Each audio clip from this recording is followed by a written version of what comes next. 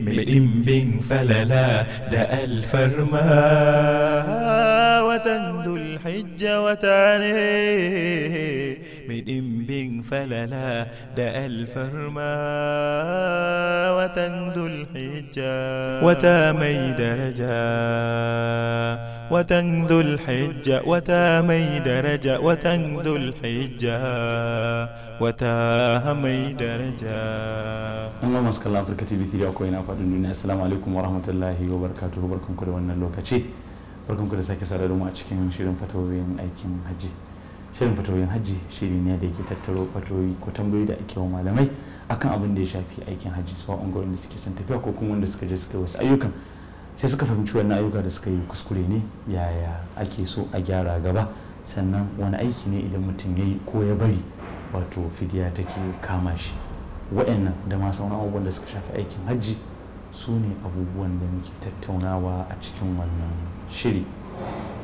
Ɗan masu kallo muna tare da Shu'Aibu Abubakar Idris wanda shi ne zai amsa mana waɗannan fatowi. Dakta, barka da zuwa wannan fili. Assalamu alaikum wa rahmatullahi wa barakatuh. Wa alaikum assalam wa rahmatullahi wa barakatuh. To mana ina jin a tambayar da muka kwana 20 da ya gabata, tambayar mai cewa malam na yi aikin hajji gabaki daya har na yi tahalli daga aikin hajji na, amma kuma ban yi sa'ayi tsakanin safa da marwa ba. Ina san Allah ya jaran ku kuma fatawashin aikin hajji na ya inganta ko kuma dai akwai gyara. Bismillah wa salatu wa salam ala rasulillah wa ala alihi wa sahbihi wa sallam wa assalamu alaikum wa rahmatullahi wa barakatuh. Muna jaddada godiya ga Allah subhanahu wa ta'ala wanda ya sake kaddara sadoma wannan fili na fatawoyin aikin hajji, da muke roƙonsa a kullu ya mana jagora a cikin abin da zamu faɗa mu faɗi daidai, abin da muka yi kuskure ya fi mana. To kamar yadda tambaya ta zo cewa mutum ne ya yi aikin hajji sai ya manta da sa'ayi kenan, ya koma garin su. La shakka a ƙauli rajihi sa'ayi rukuni ne cikin rukunin aikin hajji, saboda rukunai abinda ake ce rukuni in ka bar shi aikin ka bai yi ba. Da farko akwai ihrami wato ɗaukar niyya kenan, ihlal, sai kuma ɗawafi, sai kuma sa'ayi, sai kuma saiwan arfa. Wa'annan su ne rukunin aikin hajji guda hudu, wanda rukunin aikin umra guda uku ne, tunda babu saiwan arfa abin da ya shafi umra. Saboda ka waɗannan abubuwa guda hudu duk wanda mutum bai yi shi ba aikin hajjinsa bai cika ba. Wanda ya fi haɗari a ciki shine saiwan arfa, wanda shi yasa hadisin da ya tabbata sunan na Abi Dawud, hadis Abdurrahman bin Ya'mur, da annabin Allah ya umarni a yi shela cewa alhajju yawma arafa, wato aikin hajji ɗungurungum ɗinsa saiwan arfa ne. Dalili kuma saboda rana na in ya wuce shi kenan, amma sauran rukunai ana iya tadarukinsu. Misali ihrami da za ka wuce ko kuma koma ina kake za ka iya yin niyya, sai dai wuce miƙati wajibi ne ba rukuni ba ne. Shi ɗaukan niyyan shi ne rukuni, amma shi miƙati wajibi ne da in ka wuce shi ka ɗauki niyya bayansa za ka iya ramakonsa da yanka, za ka yi masa fidiya. To amma shi niyyan ba zai yiwu ba, wato shi rukuni ne. To haka abin da ya shafi ɗawafi za ka iya zuwa ka yi shi ko da ya wuce. Haka sa'ayi. So wannan bawan Allah ko baiwar Allah da take tambaya akan abin da cewa ta abin da ya shafi sa'ayi, cewa ta yi aikin haji ko ya yi aikin haji ya kammala amma ya manta da sa'ayi. To wannan duk lokacin da ya tuna a duk inda yake ya dawo ya yi wannan sa'ayi din. Sabani kai wannan jinkirin akwai wani abin da zai ko babu, a zahir cewa idan ya zo ya yi aikin hajjinsa ya cika babu wani abu. Wannan shi. Allah ya saka da alheri. Mala wannan cewa yake yi akwai tafiya da ake yi da ake kira sassarfa idan ana yin sa'ayi tsakanin safa da marwa. Shin idan zan tafi ne kadai zan yi ta, idan kuma zan dawo ga safa, idan na fara da idan ina tafiya daga safa zan yi, idan zan dawo marwa sai in ki, ko kuma ya ake yin wannan to wannan gudu da ake yi, tunda shi ba sassarfa ba ne, gudu ake yi, wanda ya zo cewa asali a tarihin yadda abin ya faru, hadisin da ya tabbata a Bukhari, hadisin Abdullah bin Abbas, lokacin da mahaifiyan Ismail alaihi salam take kokari da ta ga halin da ta samu kanta na abincinsu ya kare, ruwansu ya kare, kuma guri ne da babu kowa. Inni askantu min dhurriyyati bi wadin ghairi dhi zar'in inda baitikal muharram, babu kowa a gurin, kuma sahara ce, duwatsu ne kaɗai a gurin. To a lokacin da ta ga irin yanayin da ɗanta ya shiga ciki, to take ƙoƙarin ko za ta samu agaji, tana neman ko ta ji wani motsin mutane. To wannan tsakanin safa da marwa da take yi, in ta zo wannan kori ne a gurin, to wannan kori in ta zo da gudu take tsallaka shi, ta je ta wuce, ta je ta hau marwa in ta sauko daga safa. To shi yasa sai aka tabbatar da wannan din akan cewa ana yin haka, wanda ba wajibi ba ne, wanda bai yi ba za a ce ya yi laifi ba. Dalili kuma hadisin da ya tabbata sunan na Abi Dawud, hadisin Abdullah bin Umar, wani cikin ɗalibansa ya ga wani lokaci yakan yi wannan gudun, wani lokaci yakan tafi. Sai ce ya naga mutane suna gudu kai kana tafi. Ya ce idan na yi duk naga annabin Allah ya yi, in na yi gudun naga annabin Allah ya yi, in na yi tafiyan naga annabin Allah ya yi. Saboda haka abin akwai yalwa. Kuma a nan babu bambanci tsakanin mata da maza a wajen wannan. Sai dai me tambihin da muka shayi a nan shine kar mutum ya ji cewa a wannan gurin ba misali yanke shi sai da gudu, ka je cikin mutane ka bankaɗe mutane cewa kai kana son ka ɗabbaka sunna dole ka yi gudu. A'a, a nan ana nufin in kana da sararin yi to sai ka yi, in babu sarari ka yi ko a zuciyarka cewa ga abin da kake niyan yi, sai ka samu ladan wannan abin da ka yi na ɗabbaka wannan sunna. Sannan wannan duka ne, sawa'un ka taso daga marwa, ka taso daga safa za ka tafi marwa, in ka zo daidai an sa alamu da jan kore na fitilu, koraye za ka gansu farkon inda za ka fara da inda za ka tsaya ƙarshe. Saboda ka wannan tsakanin ake wannan gudun inda hali, in ka taho za ka yi, in za ka koma za ka yi, duk ashwat ɗinka guda 7 da za ka yi, wato sa'ayi tsakanin safa da marwa duk za ka yi shi. Ba a ce ko ukun farko kamar yadda yake na dawafi ba, kuma ba wai sa'ayi guda na farko ba. A misali mutamatti zai yi a sa'ayinsa na umra, zai yi kuma a sa'ayinsa na aikin hajji. So duk sa'ayi. Sannan abin tambihi a nan da ya kamata mutane su fahimta, shi sa'ayi ba a masa nafila. Don za ka ga wani ya ɗauka cewa shi ma ana masa nafila kamar yadda ake ɗawafi. Ɗawafi ake son mutum ya yawaita yi, amma sa'ayi kawai yana ɗamfare ne da rukuni ko aiki cikin ayyuka. Misali guda 7 nan shi ke aikin umra ka tafi, in kai so ɗaya shi kenan, babu inda ya zo cewa ana nafilan sa'ayi.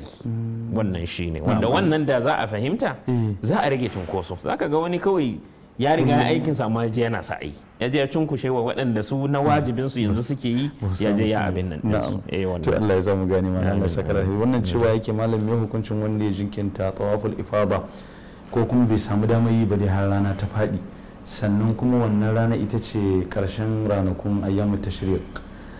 Malam yaya hukuncin wannan tawafin nasa? Sannan ya magana cewa sa'ayin kanshi bai yi sa'ayi ba ma sai ana gobe ayyamu wannan za su kare, ayyamu tashriq za su kare, sai kuma da ranar da za ta kare da daddare ya yi tawaful ifada. Babu komi, dawaful ifada bai da lokacin karewa, duk shekara lokaci ne na dawafi. Sabanin da malamai suke yi, idan mutum ya jinkirta shi, shin akwai wani abin da ya hau kansa? A zahiri a dalilai ba wani abin da wato ya hau kan mutum. Saboda haka duk lokacin da ya yi a dawafinsa, sai dai kawai tambihi a nan ya san cewa bai yi gama tahalluli ba. Tahallulin da bai gama ba shine ba zai kusanci iyalinsa ba. Saboda haka har sai ya yi mai, sai wannan dawafi din. Saboda haka lokaci ne na shekara gaba daya, mutum lokaci ne na dawafi, ba a son jinkirta shi. Kamar yadda muka sa tambihin cewa kamata ya yi mutum fa lokacin da tafi aikin hajji ya san me ya je yi, wanda har zai kai shi irin wannan rukuni a ce ka manta da shi ko ka bar shi ko wani abu makamancin haka. Kaga abu ne mai ban mamaki kusan za a ce, tunda waɗannan ayyuka ne na ɗan kwanaki, kuma kowane rana an bayyana ga abin da za a yi. To amma idan haka ya faru, malamai sun tattauna, ba su bar abin haka ba. Saboda haka sun tafi akan cewa shi dawafi bai da lokacin da zai kare, sai dai kawai sun yi sabani wajen idan mutum ya jinkirta shi har ya wuce waɗannan kwanakin. Suna ganin kwanakin 10 na farko, ko kuma la shakka idan ya fada nan ya zama kamar ramako ne in ya wuce kwanan 10, saboda shine ranar alhajjul akbar, shine asalin ranar dawafi din. To amma hadisai sun zo jinkirta shi zuwa dare, zuwa ko gabatar da shi kafin waɗansu, duk wannan babu laifi. Hadis Abdullahi ibn Amr ibn al-As da hadis Abdullahi ibn Abbas a duk waɗannan sun tabbatar da jinkirta shi ba matsala ba ne, sai dai saɓanin shi ne idan mutum ya jinkirta shi har ya wuce watan aikin haji, shin dole sai ya yi fidiya ko ba dole ba. Wanda suke ganin wannan jinkiri sai ya yi fidiya, amma zahir wallahu ta'ala a'lam, idan ya dole ne dai ya zo ya yi dawafin, in ya yi dawafin shi kenan. Haka sa'ayin kamar yadda muka yi bayani a tambayar da ta gabata. Allah ya saka alheri. Malam wannan cewa yake yi na je aikin hajji, ina cikin sa'ayi tsakanin Safa da Marwa, alulata ta warware, sannan ina tare da uwata da kuma yar uwarta, tsofaffi ne dukansu sun dan kwana biyu, ina tsoron fita canza alwala ya zamanto su kuma su ɓace mu. Haka dai malam na karasa wannan sa'ayin babu alwala, to malam yaya wannan hukuncin wannan sa'ayi na waye yake? To sa'ayi shi ba sharaɗinsa bane alwala, ko mutum bai da alwala zai yi sa'ayi, saboda ka babu komai. To Allah ya saka da alheri. To malam wannan tambaya yake wai aziziya tana cikin mina ko kuma dai a wajen mina take? Aziziya ba ta cikin mina. Mina yana karewa ne dab da jamratul aqaba. Akwai alamu, saboda ka aziziya ba ta shiga cikin mina, ba ta ciki. Na'am, to yayi. Wato sai alhaji ya kiyaye in an je ba ko ina zai je kwanta. Akwai alamu da aka saka na iya shatan mina din, kamar yadda akwai shatan muzdalifa, akwai shatan arafa. So mutum ya tabbatar cewa wato ya fada a cikin waɗannan gurare, sai dai inda gurin ne ya cika ya batse babu guri mutum ya fada a wajensa, to sai a bashi hukunci kamar masallaci ne da haraba. Na'am. Misali, to ba masu mu faɗaɗa, amma dai tana da alaka da wannan mas'ala din da annabin Allah sallallahu alaihi wasallam ce salatun fi masjidi hadha khairun aw afdal min alfi salatin fi ma siwa. Sallah a cikin masallaci na ya fi sallah a wani masallacin alkhairi ko falala sama da ayi a wani masallacin so 1000. To nan cikin masallacin annabin Allah kenan ya takaita ne ga cikin masallacin, in kai a haraba ka samu wannan falalan ko baka samu ba. To shine yaushe ake ba wa haraba hukuncin masallaci. To matsala ce wanda tana da alaka da wannan, kenan idan da gurin zai cika a ce mina ta cika babu guri, kuka fada wajen mina, wannan babu laifi a ciki. Su sauran wajen su ne ake mai tsilayin hillu kenan da haram ko kuma? A'a, duk cikin haram ne mina take, duk cikin haram ne. To amma ai mina guri ne mai wannan a cikin haram din. Arafa ce a wajen haram, asalin haram na gari mai alfarman na Makka, mai alfarman Arafa ce a waje, amma sauran guranen duk a cikin haram suke, a cikin gari mai alfarma suke.